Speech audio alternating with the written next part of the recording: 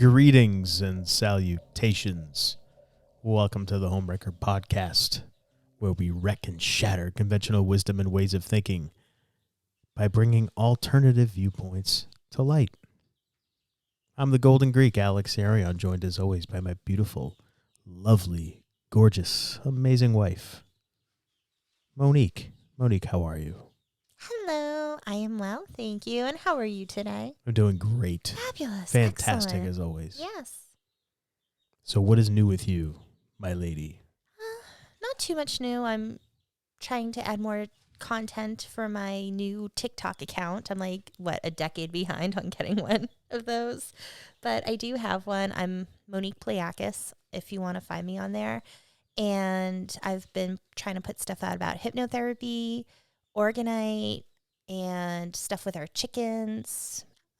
Just kind of everything that I do, I've been posting. So please check it out if you have a TikTok. If you're interested in hypnotherapy, you can schedule a free 20-minute consult by going to understandingshypnosis.com. And I also have digital downloads available. So if you're not ready for a one-on-one, try a digital download. And of course, if you're interested in orgonite, a tarot or oracle reading, or anything else that I have to offer, go to tarotbymonique.com. And if you want to support the show, head on over to buymeacoffee.com/Homewrecker Podcast. And we have bonus content available there too. So go ahead and check that out if you want to support the show. So we've been watching the show Fringe. Yes. We watched it was like maybe 10 years ago, and whenever it came out. But we never finished it though. No. We stopped at like the middle of season 3, I think, or something like that. And I don't even remember why we stopped. But anyhow, we own it, so we went back, and I actually had been wanting to watch it because I wanted to just see how the hell does this show end. I remember liking it, and then just for whatever reason we stopped watching it. So we went back and we started watching it again a couple weeks ago, and we just ended up finishing it. So anybody that's a fan of the show or has watched the show, there's these people that come back from the future called the Observers, and essentially what they are is they are what humanity becomes hundreds of years in the future. They bred out emotions and everything, and they're just hyper intelligent people and beings. So we're watching the show, and I was just thinking to myself, it's funny, like you see how that could possibly happen, I guess, if the stars aligned properly and the right circumstances happen. But how close are we right now today to just being primitive beings again? Meaning, without all this technology and all this stuff that we are surrounded by every day, how close are we to being just wiped back to nothing again? It literally, all that would need to happen is power would have to be gone, and we'd be just back to basics. Yeah, I mean, I feel like it's a fine line that we walk. We utilize all of this technology. It makes life easier. But also think about what this technology has done for our minds. Because when I was younger, before I had a cell phone, I had to memorize phone numbers. Yeah, remember those days? Do you know how many people don't even remember their own cell phone number? Because you never call yourself. And everyone has all their information stored in these phones. You don't have to remember anything. You don't need to remember an address. You don't need to remember how to get somewhere. You don't need to know how to read a map because it's in the GPS. I'm the kind of person, when I drive, I pay attention to where I'm going. We've driven somewhere, like taken a 2-3 hour drive somewhere, and then a year or two later we go back and I basically remember the way we went because I'm paying attention. When I'm in the car, even if I'm not driving, I have to pay attention to where we're going. But I always thought it was funny because you would rely on the GPS, Alex. I'm the complete opposite way. I rely on the GPS.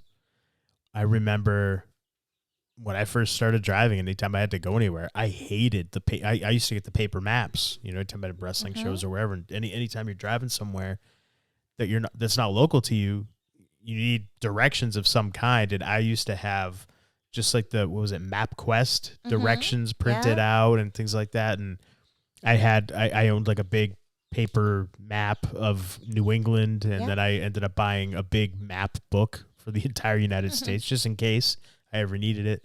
And yeah, that's what I always relied on. It was like landmarks and stuff like that. I would remember those and commit them to memory after I'd been to a place several times, but it was never anything that I was conscientious of. You know, I never made a conscious effort to, because for me it was like most times I'm going to a place, I'm there. I never come back, like for wrestling and stuff. It was like, okay, I'd wrestle in this town, and okay, I'm probably never coming back here, so whatever.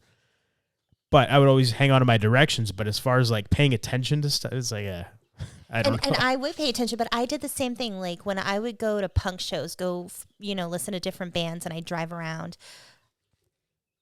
I would use the paper map, or when MapQuest was available, I utilized MapQuest because that would have a map, but it would also have like a breakdown of directions as well. That was really handy. But even before then, before MapQuest, do you remember AAA? If you were a AAA member, Yes. they would map out things for you with like the best route, and you could go to AAA and they would plan that out for you.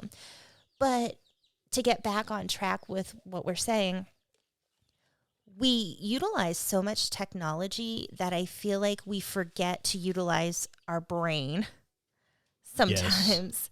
And it makes me, I'm just thinking about all this and how on this show, the observers, they basically get like a chip of sorts implanted that increases their intelligence.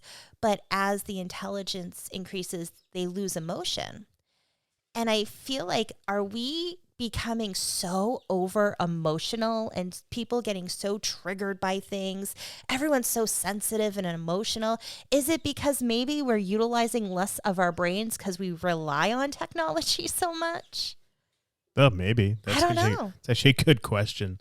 I don't know. I don't know about that, but I know that the technology that so many of us find ourselves addicted to is perhaps helping to cause that with the way it's being utilized, the way people are being bombarded with images and with verbiage and people telling them they should be offended or what, you know what I mean? Like all that kind of stuff. I feel like the technology is the conduit for that type of energy and that type of stuff to be broadcast to people. Well, I mean, I definitely... Kind of ironic. And I think that we utilize technology so much, it brings the question of, what if it was gone? What if something happened? Some event that caused there to be no power, no internet? Because think about it.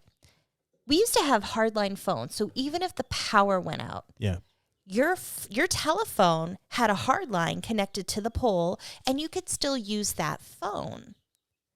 Now, everything is internet. So your power goes out, your internet goes out. Well, you can't use your phone. I don't want to like a landline. No, I know what you're talking about. I don't want to ruin the point or step on it. But if power were to go out, it doesn't matter if you have a hardline phone or not, because it still relies on the power to transmit the signal. Growing up, we had hardline, and if it was a phone like connected to the wall. What are the telephone lines running on? The power lines. The power lines, right? The power lines are above them. Everything still requires power. Now, some might go, well, okay, but what about when you take a can and you put a string on it and you talk through the can, like you see kids do from way back when, right? You still, to travel that long a distance, you need power. No, but we've lost power because do you remember losing power? And you had the hard line, like the phone on the wall that was like plugged in. Not a cordless phone. Those worked. They did? Yes. Because I would forget what I just call said. My friends. Never mind. Yeah. Forget everything I said. That's why, because at least you'd have that phone line. It was different from the power line. It would work. But it did work. Yeah. That's right. Okay. Wow. I don't know why I was. You forgot that. I forgot that. Wow. Jeez. It's funny what like 30 years can do. Yeah, I know, right?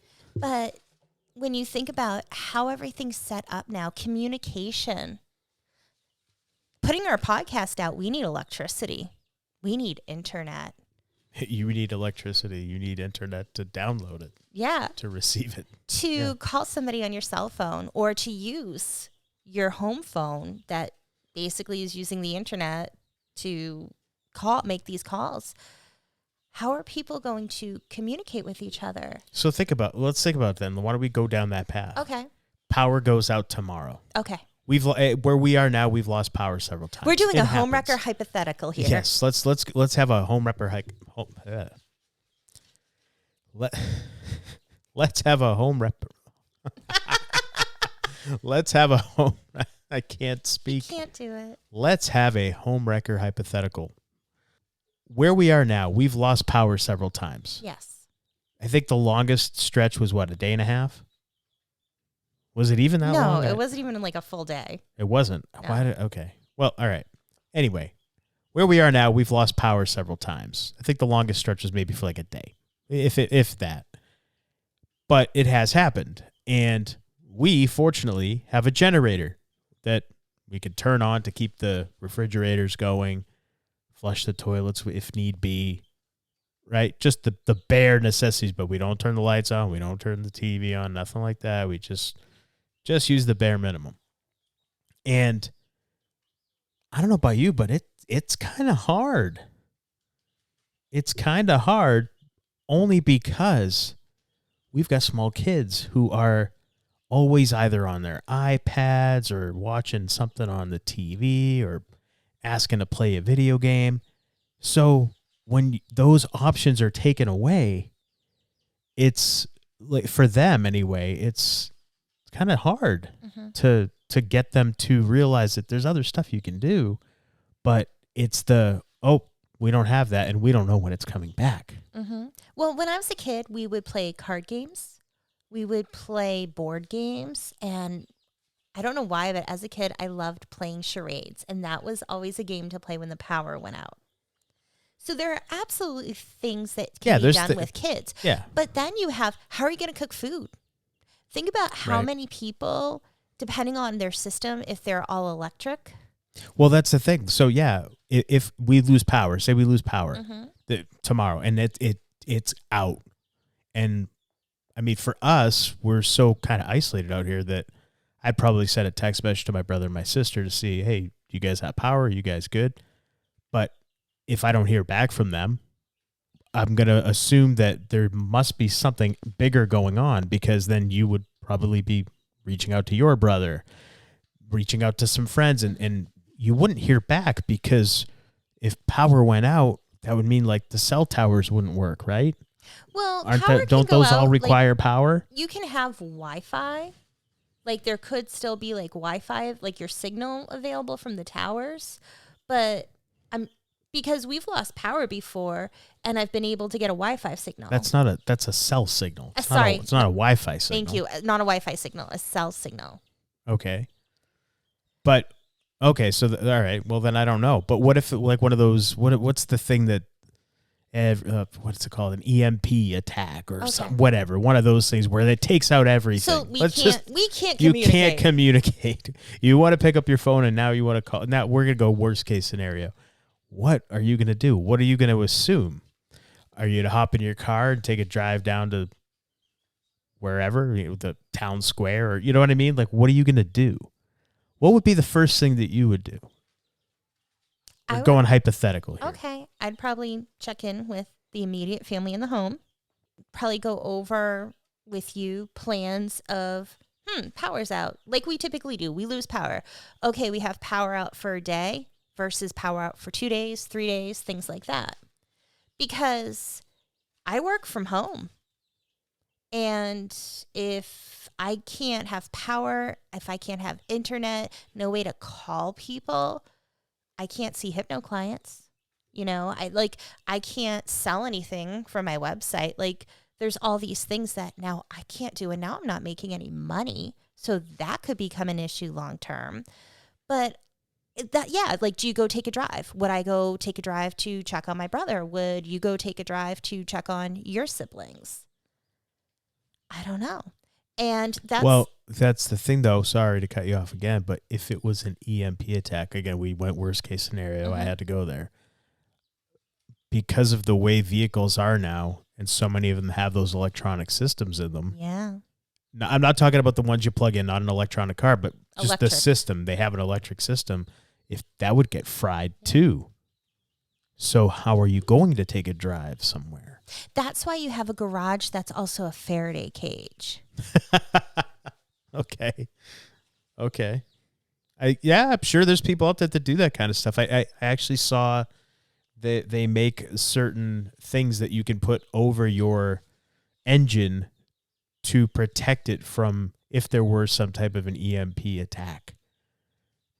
Now, I mean, I don't know if it would actually work. It could just be somebody selling like a lead blanket or something. You know what I mean? Like, does it work? I don't know. Do you have an EMP weapon to test it? You know what I mean? So I don't know.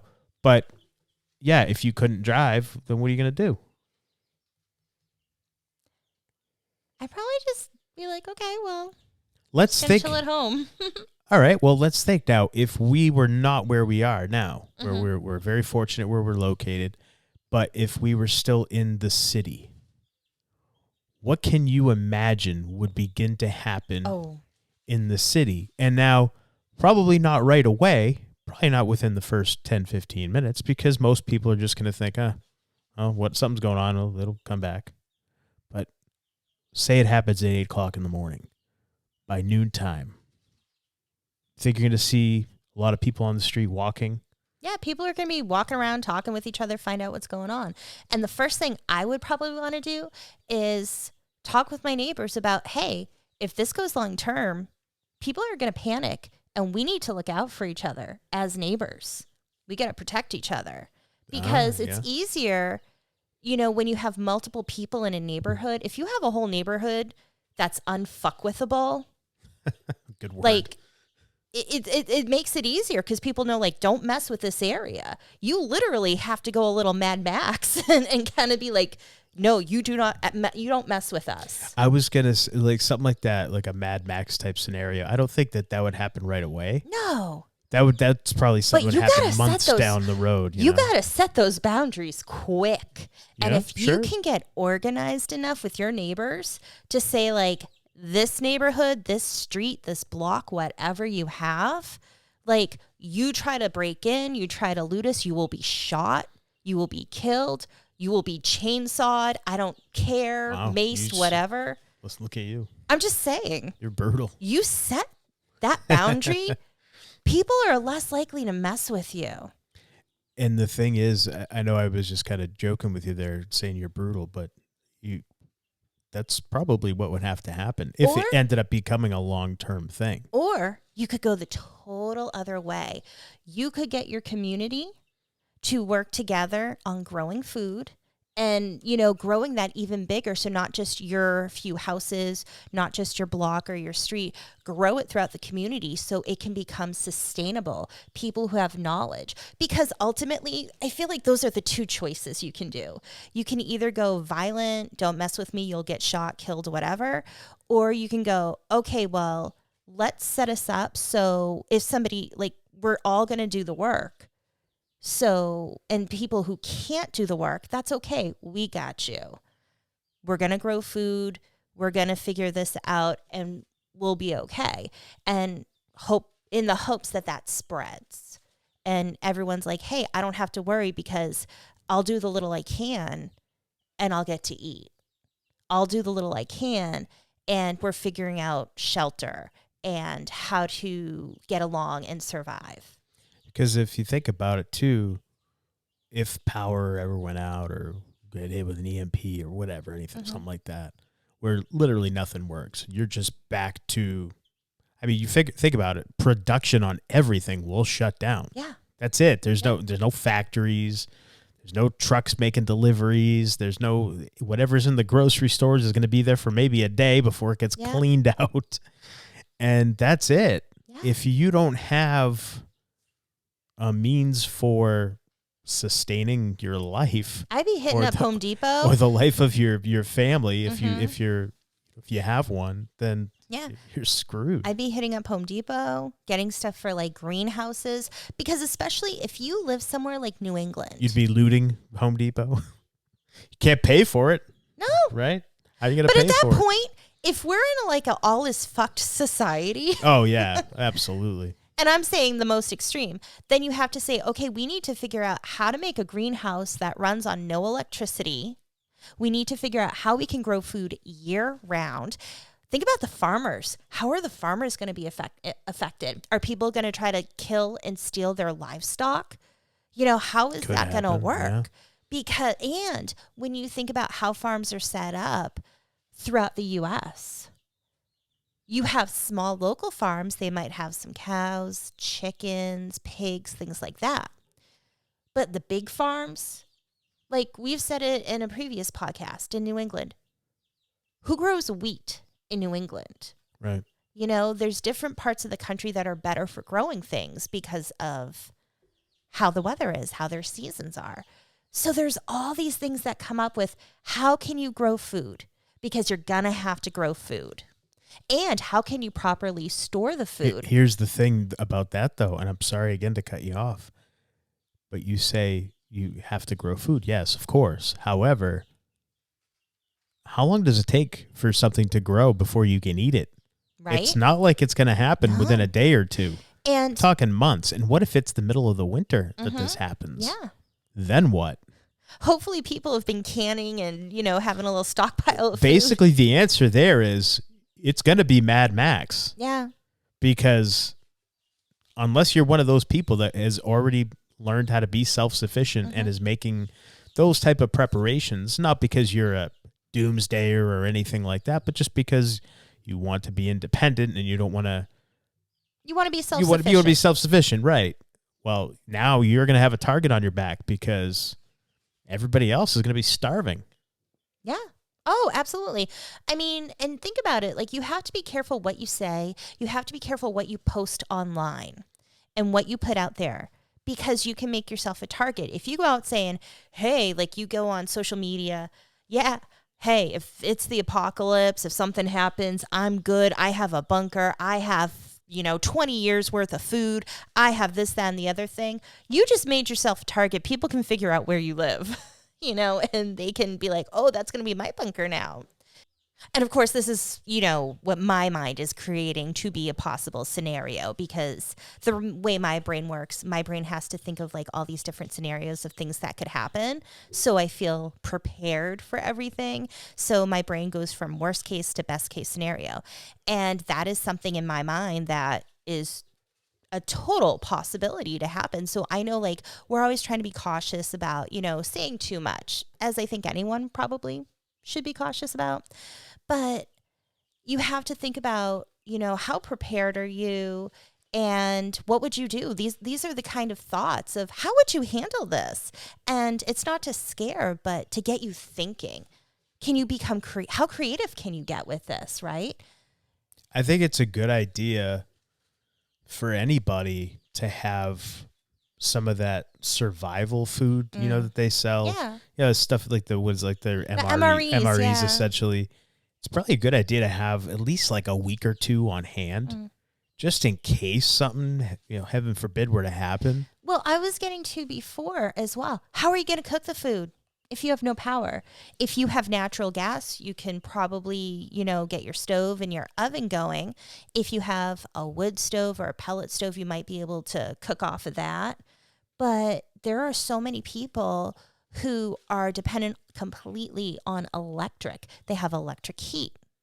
If they have air conditioning, electric AC, electric stoves and ovens. Yeah, I mean, a lot of people that have that remember, a lot of people, especially in cities, they're in apartment buildings. Yeah. That's what's available.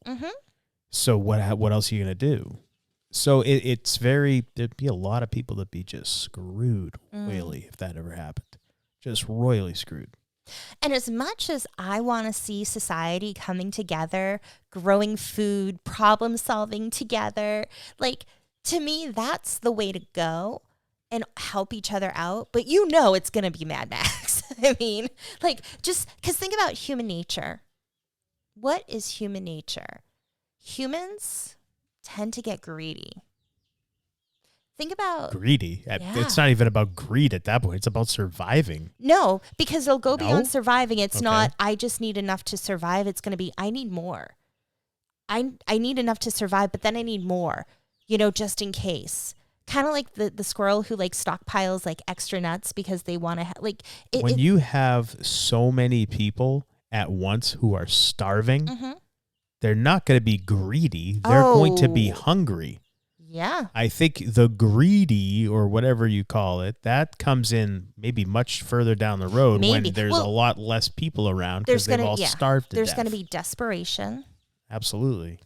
And I mean, it's like, how can you, like, people, I could imagine being in a position of having to make a choice of, yeah, I was smart, I saved food, but I can't share with anybody because there's enough for me to last so long. But now that means that my neighbor and their children are going to starve to death. Like, there's so many ethical dilemmas that come up with all of that too. And it's very easy for you to, for us to sit here and talk about hypothetical. Yeah. But like, yeah, how would we deal with something like that? Like if we were still where we were in the city, because we always tried to make sure we had at least a couple of weeks worth of stuff on hand just in case. Would we have offered our neighbors food? I don't know. I don't know what I would have done. It sucks to say that because you feel almost like kind of a dink, but at the same time, if it's my family eating and living and surviving, or your family eating and living and surviving, I'm going to look at it like, yeah, we were smart enough to prepare for something like this. We were smart enough to have a just in case. But then you have to think about the people who can't even afford or have a spot for that kind of stuff. Like that's not even a possibility for them. Especially in the last 5-6 years. Oh my gosh. Even the past 3 years, the price of food has skyrocketed. Yeah. And one thing I've noticed being on TikTok is that there are so many people, especially younger people now, homesteading and, realizing that they need to be more self-sufficient. And I love it. I love seeing all these people, even in apartments, getting grow bags and just doing what they can, doing some canning. I love it. I think it's a great idea. And that's one of the things I really am enjoying because I'm watching, I follow a lot of people doing homesteading, raising chickens, all the stuff that I'm into. But people get to share their creativity with how to make things work when you're in a situation that doesn't really work. So if you're in an apartment, how do you grow your own food? If you have a tiny little yard, how do you get chickens if your, town or city will allow it? Well, I think if all hell broke loose, it isn't going to matter what the town or city ordinances are. No, I know. But I mean, that's another thing. Like, do you have to worry about people trying to steal your livestock if you are self-sufficient?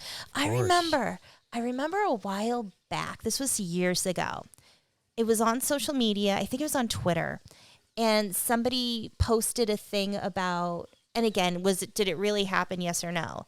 But there was a neighbor, they walked down the street, and they have a fruit tree, and they would pick a piece of fruit, and people would say, you're stealing from that person who owns the tree, that's their property. And that's theft. And the other person argued, well, no, it's not. It's nature. It's there for everyone to take. My stance is, no, you're stealing. That's somebody who's never owned property or grown anything. Yes. That's somebody who feels they're just entitled because it's outside and they can just have it. Absolutely. But no. But and so you have that mindset too of the entitlement. There's gonna be a lot of that at first. I mean, one of our neighbors was saying his apple tree is somewhat close. He had some apple trees somewhat close to the road, and people would drive up and they'd just pick apples from his tree on his property. Again, it blows my mind to think I'm just going to go on somebody's property and take fruit from their tree. I'm just going to go walk in their garden and take some food for myself. That's because nature's growing it. That's how people are, though. That's unfortunately, there's a segment of the population that's like that, and that's who you'd have to deal with. And that's the same segment of population that doesn't realize that it takes time to grow that food, that fruit. It takes money. It takes money, and that's the same segment of the population that doesn't think about how it's going to take time for the tree to regrow apples. So they'll just take them all and that's it. Yeah. Because they don't think. They have not been taught to think. They just want the instant gratification of something, and they feel entitled to help themselves to it. Yeah. I mean, we've been working on planting more trees. We have some apple trees, planting some more. But that's the thing. Do you know how long it takes for a freaking tree to grow? It takes on average 5 years before it starts producing anything. So you can plant stuff, but it takes so long to get there. And so if you want, you can plant trees, you can grow nuts, you can grow fruit. I mean, if you want to go on. Sorry. I was going to say, I have people that I'm very close to that do that. They have fruit, nut trees, all that kind of stuff. And it takes time, and it's a lot of work. A lot of work. Yes. Yep. And I mean, gosh, trying to grow asparagus, it takes 3 years for it to actually grow.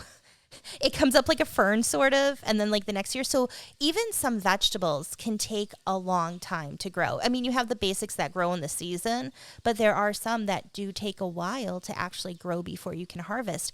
And when people forget about that, thinking about meat, chickens, right. Chickens usually, you can get broilers 6-8 weeks. They're ready for butchering. But a cow, it takes some time for that cow to grow. A pig, like a big hog that you're going to butcher, that takes time for that to grow. So it's not and you got to have food to feed it so that it can grow. And it has to eat food. That's the other thing. So there's so many things that would just cease to happen. Yeah. But that's why I was thinking about it, and I'm just that's all it would take, and we'd be back to nothing. It's scary how close to that we really are, and we don't even think about it or realize it because we're so far removed from it. That's why I'm so happy and grateful that we're doing what we're doing now, trying to slowly get back to some semblance of that, while still keeping our feet over here in today, in modern day, and the wonderful conveniences that we're fortunate enough to enjoy with electricity and running water and plumbing, all that good stuff. But being okay with doing without if we have to. Yeah. And personally, when Alex and I talked about, wanting to homestead, wanting to be more self-sufficient, there was a huge part for us for that shit hitting the fan scenario so we could be better prepared. But also it was because we wanted to do more outside. We wanted to do more. We didn't want to just be inside, be on the computer. We wanted to be outside. We wanted to do stuff with our hands because we found that brought us a lot of happiness and enjoyment, like working in the garden, taking care of the chickens, things like that. Yeah, it can be really hard work, but it's also really satisfying for us. So something that came from a thought of to be better prepared for us turned into more of just a happier lifestyle. Yeah, and to add to that too, at least for me, I don't even think about those kind of things anymore. Like if shit hits the fan, or those I don't really even think about them so much anymore. Like we got to do this because this might happen. Like, cause I used to think like that. Ever since we actually started doing this stuff, it's just you want to do, I feel like I want to do more of it because it's so, like you were saying, satisfying. Yeah. It's gratifying getting out and just working with your hands and making something. It may not look great or perfect, but I did that, those kind of things. It's just, granted, we're starting things and we're new to a lot of this stuff, but you learn as you go. And we just kind of dove in and said, let's just do it. Yeah. And we'll learn as we go. And we're going to make mistakes, and that's okay. We were okay with making mistakes. One of the things that I did for our garden was I tried growing different stuff to see how well it grew, because depending on where you live, the soil type, the weather, all that. But it was really interesting because I learned what was easy to grow, what wasn't easy to grow. And then it kind of came down to, well, what do we eat? I'm growing stuff. We don't really eat it that much. Like, let me just focus on what do we stuff like? we're actually going to eat. Yeah, right. Exactly. And it's funny when you were talking about asparagus. Yeah. Just all the things that like I never knew. I used to work in a produce department for crying out loud. That was one of my first full-time jobs. I worked in a produce department for almost 2 years. And I never knew that it took 3 years for asparagus after you plant it to actually grow so you could start picking it. I had no idea. Like I'm learning stuff all the time now, and it's amazing. Like I never knew this. Did you know that if you want carrot seeds, you grow your carrot, you have carrot seed, you plant the seed, you grow a carrot. You cannot harvest it. You have to leave it for the next season to flower, and then when the flower dries out, you can harvest the seeds. So it takes 2 years for carrot seeds. I had no idea. Yeah. No, I didn't know that. But that's the kind of stuff. Not everything seeds right away either, like seeds easily. So one of the things that I've been trying to do with my garden, harvest the seeds. So stuff like peppers, tomato, that's easy. You can get the seeds. But carrot, that's not as easy. You got to wait a whole other season after. Like it's 2 years to get those seeds. It's crazy. Yeah. Yeah. Those are the things. Like, I mean, like we built our chicken. I call it a coop, but it's technically called a run. The run, yeah, the chicken and run. Putting that whole thing together and everything. It's like I never would have thought, 5-10 years ago that I'd be doing something like that. And I mean, we did it. Yeah. And now we're looking to try to make it better and try to expand on it. It's like I look at that thing every day and I'm like, man, I wish that thing looked better. How can I make that look better? But at the same time, it works. It works. It does what it's supposed to do. Whatever. It's not like an eyesore, I don't think. No. But I'm kind of a perfectionist in those kind of. I like, especially if it's something I'm doing. I want it to look really good and as good as it can. So, but anyhow, yeah. I stopped thinking about what would happen if this and that. And now it's just let's expand on this because it's cool. It feels good to get your own eggs. Yeah. It's exciting. It's like, ooh, we got eggs. It feels good to work on the land. I don't know. And again, I'm somebody who I always thought I'd be a city boy for life, but now it's like, no way. I love life out here. It's way better. And I wasn't the worrier. Like you were always thinking of, this can happen. We got to be prepared. I was more like, my gut's telling me we're fine. I'm not going to worry. I'm not going to worry to feel I need to worry.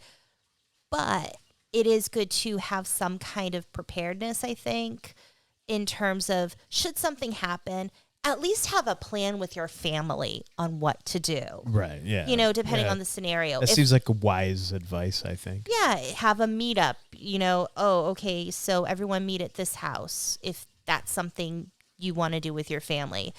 Or, talk to your neighbors. Hey, if power were to go out or something were to happen, what's your relationship like with your neighbors? Do you talk to them? Maybe develop a relationship with your neighbors. Yeah, all good advice. I makes sense.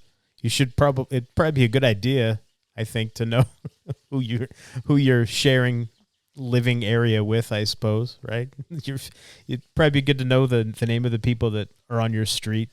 I don't know, maybe not, but if you were ever in that kind of a scenario, it's going to be, I would imagine it would be very difficult to make any kind of progress on anything if you're just a loner and by yourself, unless you're very skilled, very knowledgeable, and very resourceful.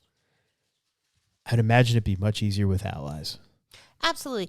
And also that's where bartering comes in too. When you think about if you are skilled at something, you could use that to barter for something else. Like if you are a carpenter, if you can build stuff, you might be able to barter something using your skills to get something. For food or for something. Food. Yeah, sure. I think that would definitely make a big resurgence. Well, it would be out of necessity, obviously. But yeah, I mean, like money's not going to mean anything. Banks will be closed. Banks are going to be closed anyway. Yeah, no one's. Yeah, and gas, like we were saying before, gas. There'd be no way for it. How are you going to get gas? Like an EMP, if your vehicles were working, how are you going to get gas? Yeah, because power is what runs the gas pumps. You need electricity, right? So I remember, years and years and years ago, people would say, never, was it like, did they say like never continue to fill your gas tank? Like let it get to empty every once in a while because like stuff can build up. Like, do you remember hearing that? I'm sure I heard that once or twice. That sounds like, yeah. But I'm the kind of person where I'm always thinking, I never want to run out of gas. So I'd rather top off and be good for a little bit anyway. I don't know if that sounds like it could be a legitimate thing. Like you want to burn off close to everything in the tank, but I'm not a car expert, so I don't know. But yeah, that's why it doesn't hurt her, maybe have some extra, like a gas tank or something. Okay, gas can. Yes, thank you. Little 5-gallon gas can. Yeah, something.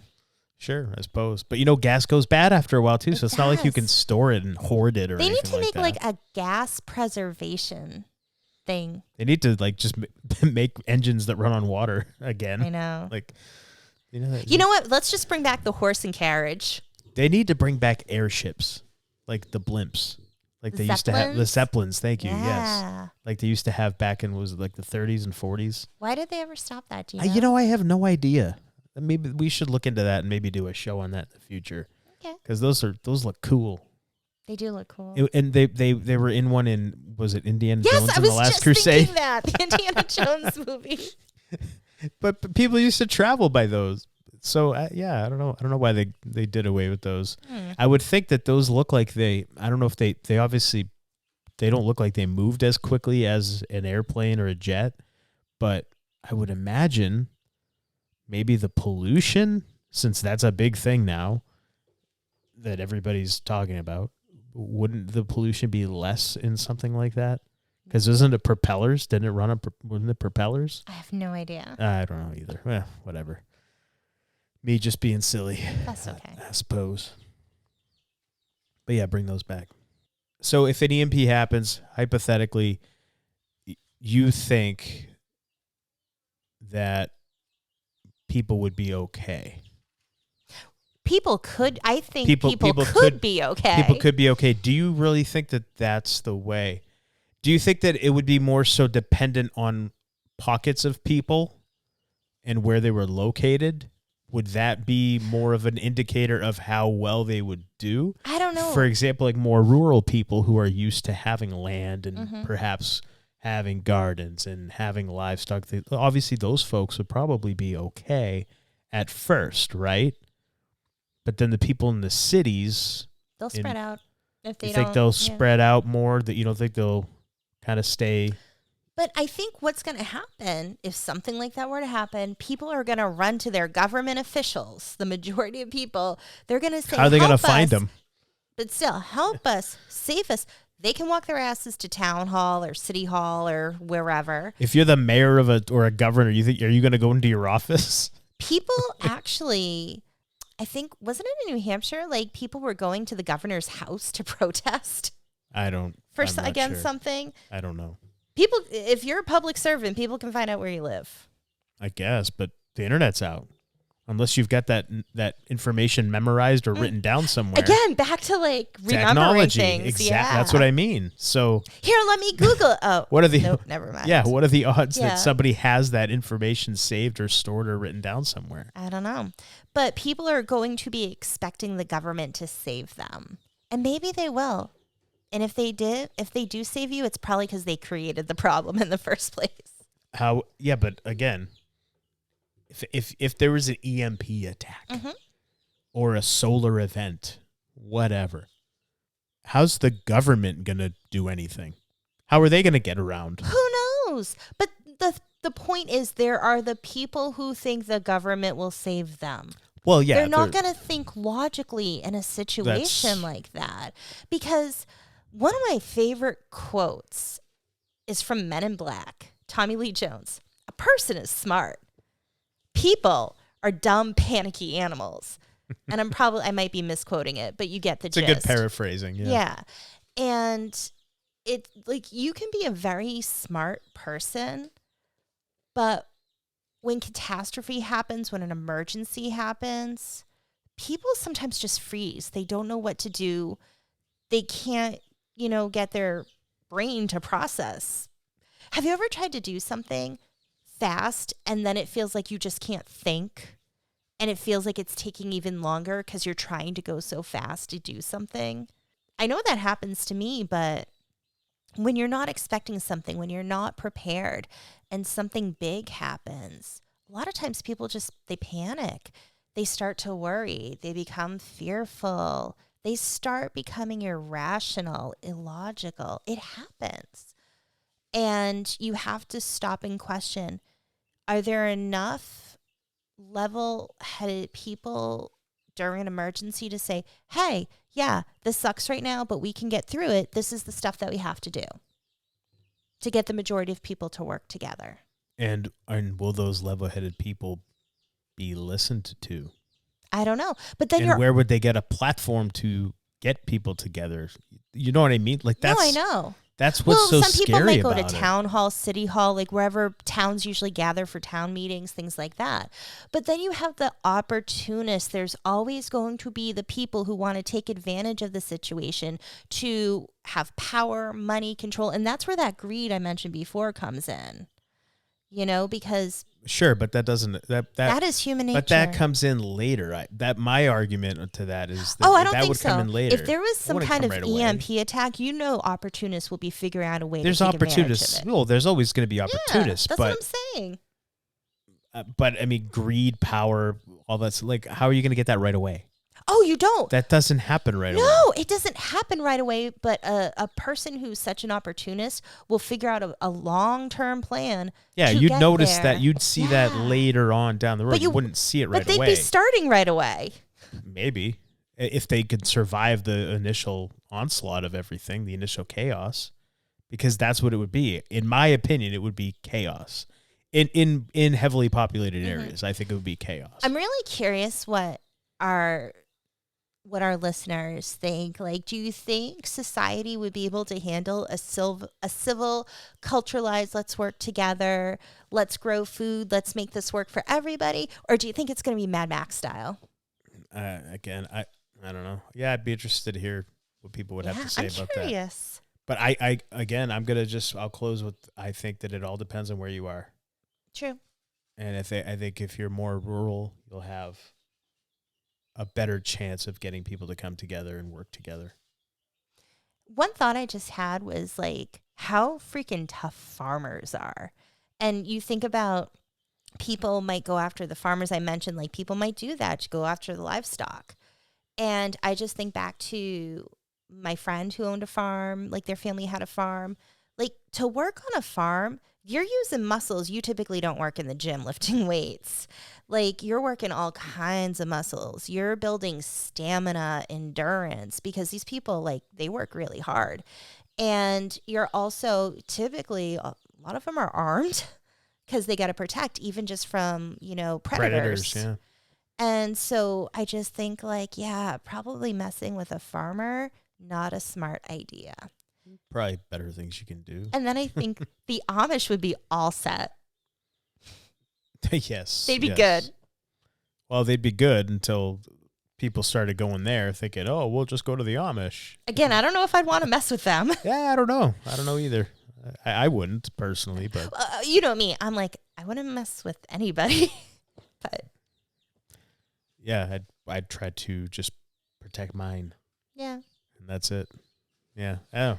Scary scenario. But it's just a hypothetical. A homewrecker. It's a Homewrecker Hypothetical edition of the Homewrecker podcast this week. Oh my.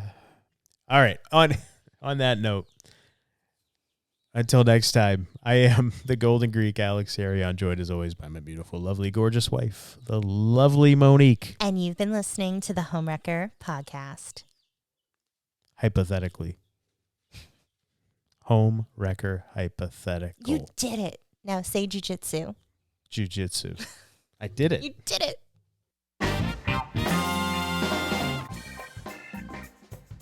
We love hearing from and interacting with our hearers and watchers. Feel free to reach out to us on Twitter At Homewrecker Pod. You can also visit our website, homewreckerpodcast.com, where you can check out past episodes and pick up some Homewrecker Podcast gear from our online store. Also, if you haven't already, please hit the subscribe or follow button wherever you're hearing or watching our show. That way you can be notified whenever a new episode drops. We're on all major podcasting platforms, and you can check out the video versions of our show at YouTube and Brighteon. You can also find Monique in a few places online as well. I'm on Twitter @_Monique Giselle_. If you're interested in a tarot reading, organite, incense, candles, and other cool things, you can go to my website, tarotbymonique.com. Or if you're interested in hypnotherapy, you can go to innerstandingshypnosis.com to schedule a free 20-minute consult. And follow me on Twitter @MoniquePCHT. And Alex, how can people find you? You can find me on Twitter @TheAlexArion, and you can check out my website, AlexArionFitness.com. And if that's too much to remember, we get it. That's why we put it all in our show notes. Thanks for spending your time with us, and we appreciate all of your support. We do. Thank you. We love you. Many people are unaware just how much hypnotherapy can help them, or think it's only to help lose weight or quit smoking. But there is so much more hypnotherapy can do. It can help with stress, anxiety, insomnia, phobias, performance enhancement, connecting with your spirit guides and higher self. You can even discover past lives and your life between lives. Heal traumas, break habits, find your deepest truth, or just have fun discovering who you really are, all from the comfort of your home. I'm Monique Pliakis. I'm a certified hypnotherapist, and I want to help you. Schedule a free consult by going to www.innerstandingshypnosis.com. That's INNERSTANDINGSHYPNOSIS.com. Inner Standings Hypnosis. Find your power and ignite your inner light.